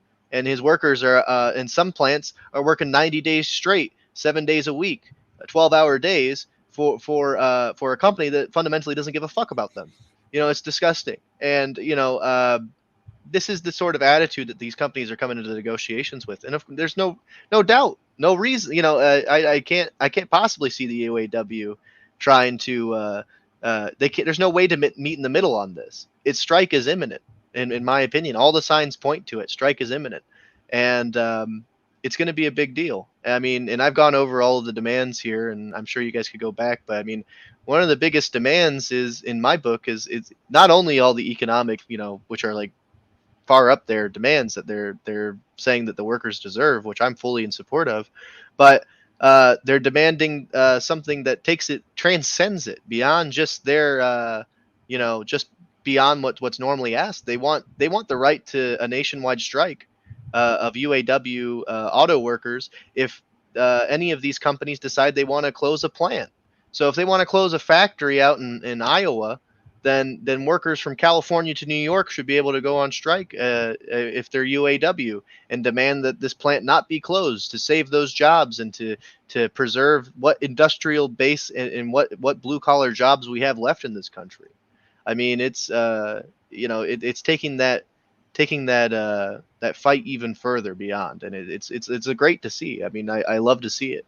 It's almost in a way it seems to be skirting the laws around political demands and the forms of strikes. I forget the exact name of the act. I'm sure someone in the comments will bring it up, but it's just horrible that these companies are just stonewalling like this. And I mean, even the General Motors facility that I was delivering parts to here, they're threatening people with layoffs ahead of this strike. Suddenly there's a parts shortage.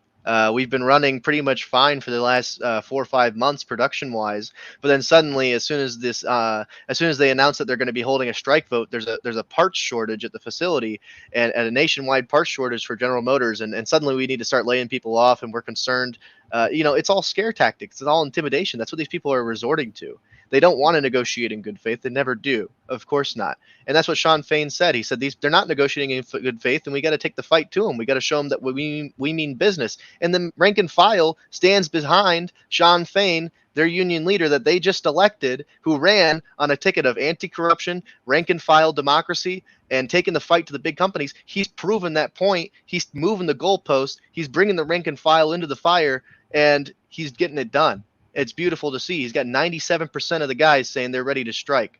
That's unheard of, honestly. And about such, honestly, just such amazing demands that he's asking for. And I really cannot stress enough that he even says this. He says this is the fight of our generation as far as UAW is concerned. Like this is what's going to be written in the history books of the labor movement whenever it comes to our generation. And this is that fight. It's beautiful to see, and I'm really glad that I'll be out there on the front lines with these guys. I mean, I'm going to show up to the strike line. I hear that you guys are going to as well, and it's beautiful to see. Honestly, as a working class guy, I hope this spreads like wildfire. I hope that union, not only just union guys. I hope non-union guys see what these what the union is fighting for these guys, what the rank and file is accomplishing, the democracy that is there, and they extrapolate that, and they realize, I want to be a part of that, and they unionize their workplaces. This is a movement that has the capacity to grow, has the capacity to spread like prairie fire. We can really genuinely, without the involvement of these politicians in DC. I mean, Biden kept going on about shit like the CARE Act. I haven't seen it. He shits on the railroad workers. The Republicans are garbage. They never give a shit about the workers. We have to take the bull by the horns, and we have to do it ourselves. You know, that's really what it comes down to. And if that's not working class organizing, I don't know what it is. You know, we have to fight for ourselves, and then we have to fight as a class. And trade union consciousness really is a first step to embracing class consciousness. There's a reason why the Bolsheviks organized through the Soviets. The Soviets were the workers' unions in Tsarist Russia. A lot of people just think of Soviet Russia. They don't understand what that means. It was a government of the trade unions at the time. That's what the RFSSR was, or RFSR was initially created as. That was the governmental systems. You had the workers and peasants councils. Those were unions originally under the Tsarist times. They were illegal formations of unions. Thankfully, in this country, we have the ability to form legal unions. We just have to go in there, and we have to actually be a part of it. Hell yeah. That was an epic rant there. That Just, was so everybody loving beautiful it. said, brother. We had a good question here, and maybe it's far fetched, but do you think Biden will get involved if there is a UAW strike like he did with the railroad strike? so the Democrats have written what they always do, which is they always do this thing where, because the unions tacitly support the unions tacitly support the Democrats in the electoral arena. The Democrats all got a letter together, and they wrote saying, we really hope that these negotiations go well, and we want, you know, to both sides to negotiate in good faith, and we hope the best for all the workers type shit. And then everybody signed and all this bullshit. It's all pageantry, of course. And I think I know the rank and file knows it, but I think Sean Fain also acknowledges this in one of his streams, kind of in a way. He talks about Rutherford, who was this old union guy from back in the 60s and 70s and the 50s, and where he talks about. Sorry. Walter Reuther. Yeah, Yes. Walter Yeah, Reuther, Walter Reuther. Sorry, and he talks about. we would Go ahead. do our meetings in Dubuque in a UAW local, and we had one night where we studied a lot of Walter Reuther's thought and some of the key moments in his life, and he was a tremendous figure. But sorry, go ahead. Awesome. Yeah, I mean, he was a great titan of the union movement, and he talks about it in, like, he says, you know, the Democrats are only as useful as they are to organize labor, and that's it. We don't care about anything else. And that was the gist of it. Obviously, he said it was slightly different, but Sean Fain was quoting that, you know, to the rank and file, saying, look, you know, if the Democrats don't want to get behind us, we don't give a shit about them, honestly. And the reason Biden was able to exert that much control over the railroad workers is specifically the nature of the railroad work. There's a lot of laws, federal laws around the railroads and stuff like that from like the 1800s and stuff that are still in existence today, and put a lot of control from the federal perspective over strikes and stuff like that. And it has to do with back in the 1800s, like national defense and shit like that. So they have a lot of latitude as the federal government to do whatever they want.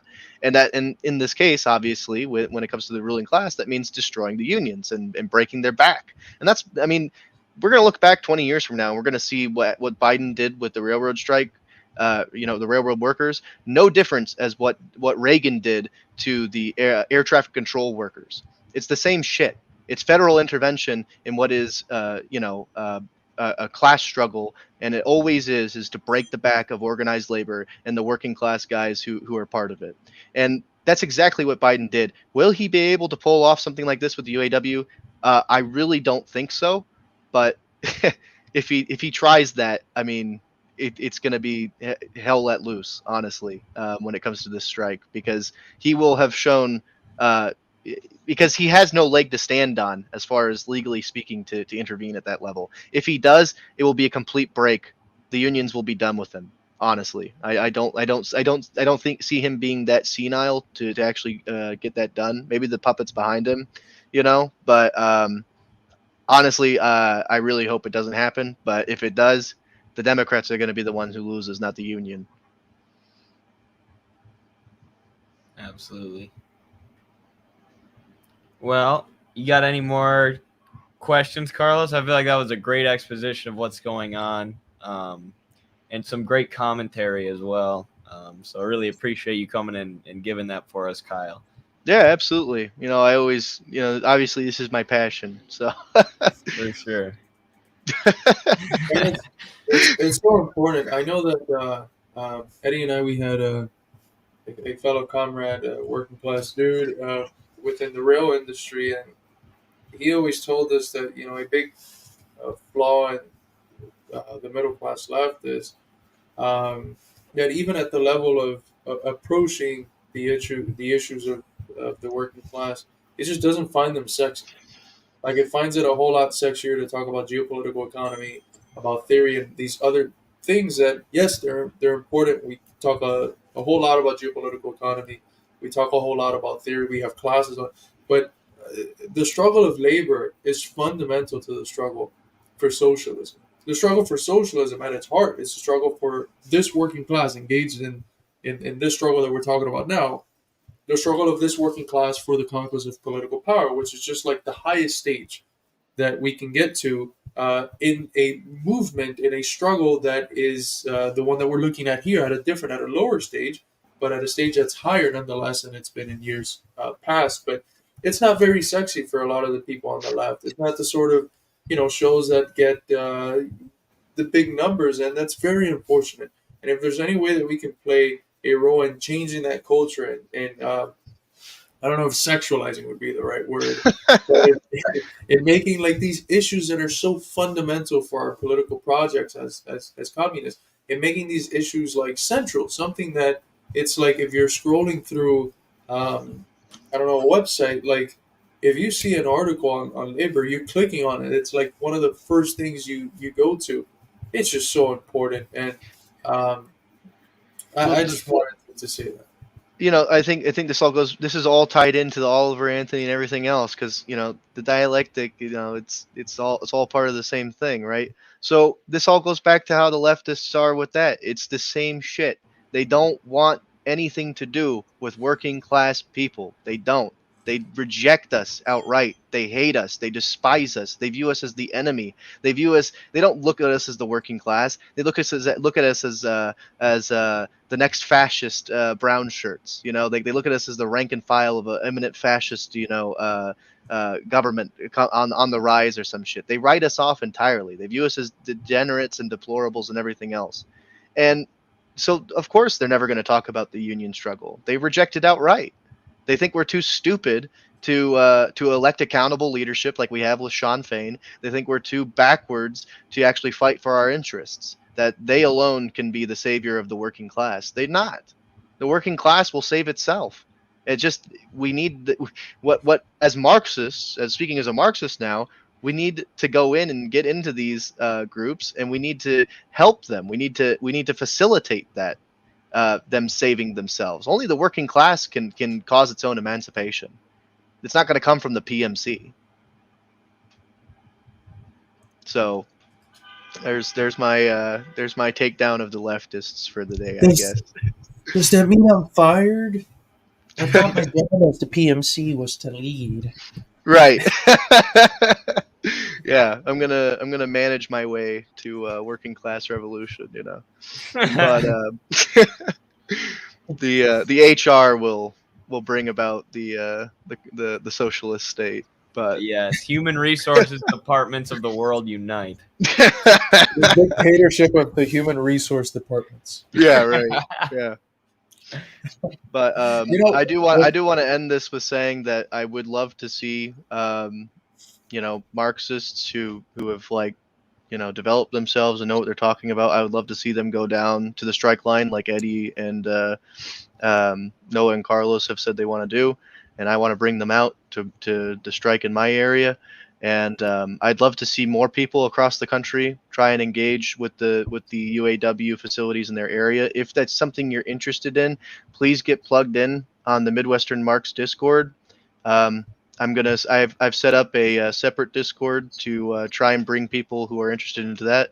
So if you're in the Midwestern Marks Discord now, or if you are interested in this, please join. And I'd like to engage with you and try and get you guys organized to go out to the strike lines in your areas and see where you guys can best fit in trying to engage with working class people at their own at the struggle that they're at. Beautifully said. Yes, please do, and you can go in just by signing up on our Patreon.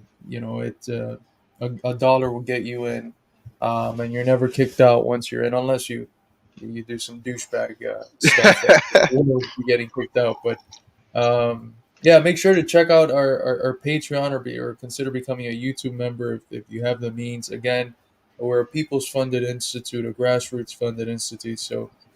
Anything you're willing to give to us is extremely important for the everyday functioning of the institute. So are the views and sharing these videos with your friends and your family members and people who you know are in the same objective position as you are if you're watching this as a regular working class person.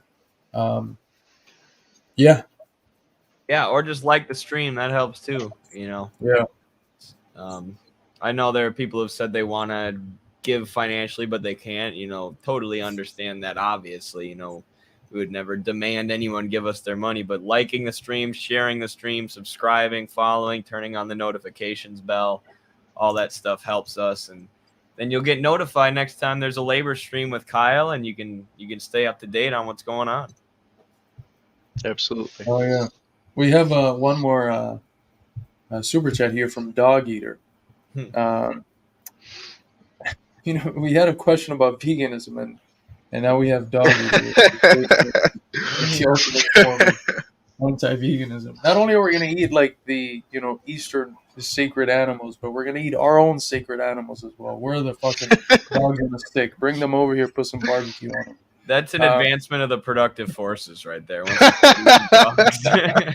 turning the puppy mill into the butcher's shop. Put the dogs and the cats in cages with the chickens. We gotta eat them.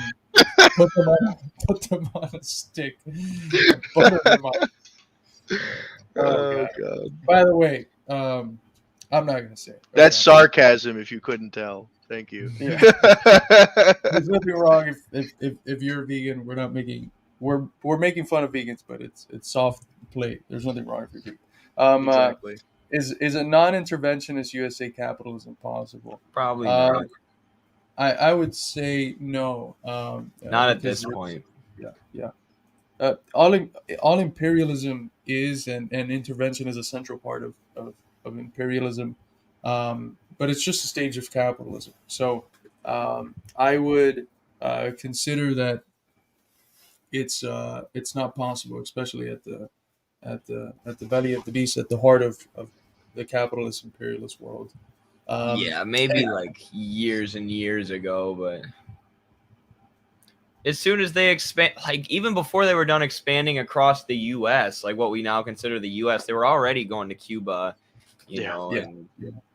launching imperialist efforts. So. And now their profits are dependent on super exploiting the global South. So. Yeah, and that's why, like, our political moment, there is literally no alternative. That, like, Luxembourg dictum, like, it's either barbarism or socialism. It couldn't be any fucking truer, because we either have the common ruin of all classes, which was a possibility that the manifesto brings up. It's what happened to Rome. It's just bloop, common collapse. We either have that or we have socialism. Those are literally the two alternatives: barbarism or socialism. Yeah, you can't go back. Capitalism can't go back. It arrived at this conclusion because that's the natural processes of capitalism. You can't just hit a reset button and go back to capitalism was every 100 years or something to limit, put a happy face on capitalism and make it less exploitative and destructive to the world. That's what the libertarians and ANCAPs think. They have some idealistic version of capitalism that they think has existed before, but has actually never existed, only exists in their heads. And then that'll come back once we get rid of the state, once we get rid of the government. Exactly. That's the ANCAP ideology. Yeah, pure idealism. Yep. And Sam, nothing worthwhile to say. Enjoy the weekend. Thank you so much, Sam. You as well. That's a big super chat. Appreciate you, man. Thank you, brother. All right. Any parting words, fellas?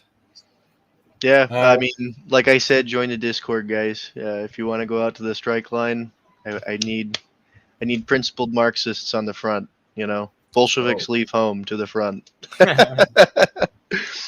Fucking right. Absolutely. And just a quick update. We have started Danny Shaw's class, Reform and Revolution, a Marxist view of revolution's past. I was able to tune in for a while yesterday, and man, I'm excited. Hopefully, I have time to sit in as much as I can. But it was a very attentive group of people, very active people that were there ready to learn, to ask questions, and to participate. So um, that's a very exciting part of the institute that we have developed recently, the Marxism School. We also have, of course, this week we will be finally releasing Thomas Riggins's book, Ludwig Feuerbach and the Outcome of Classical German Philosophy, a commentary on Friedrich Engels' views on G.W.F. Hegel and Ludwig Feuerbach, a tremendously fundamental text for understanding the worldview.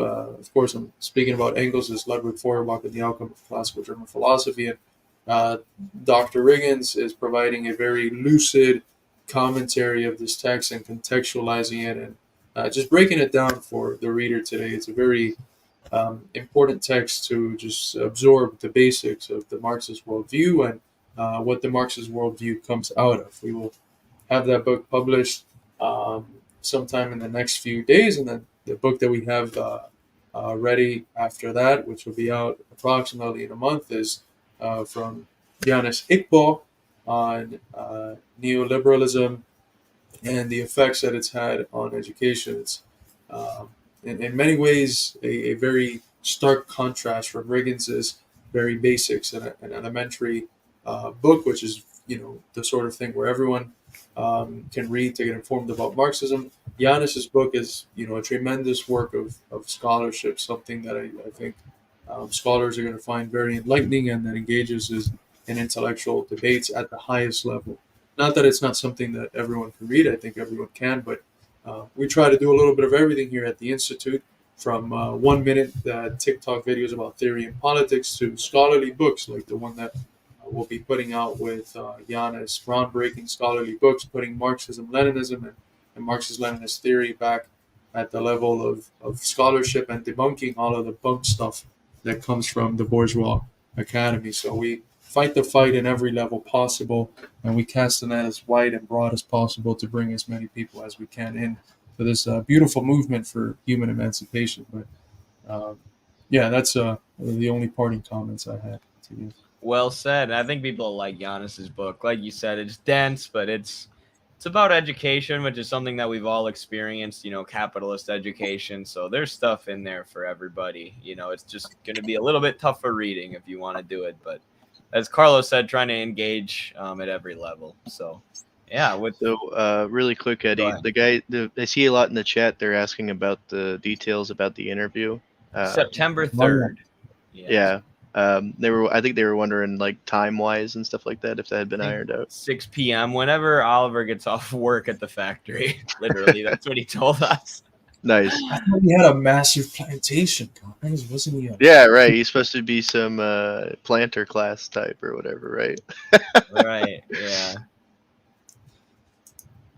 Oh boy, another another banger from Dog Peter.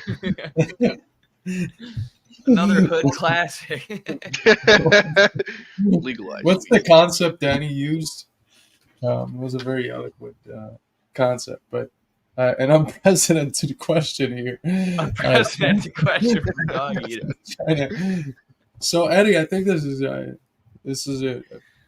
maybe your best. This one's up my alley. Yeah, I don't know that Mao would have legalized weed. I feel like there was too much going on in early China. They were trying too hard to advance the productive forces. Like, to use any of their energy and labor on weed, I mean, that seems like it wouldn't wouldn't have been the move at the time. But you know, you got to remember, China was purposefully dosed with opium by by Britain. So although I do wish that their people could blaze at hashtag 420, I understand why the dictatorship of the proletariat doesn't allow black market drug trade in China, and they're probably healthier for it.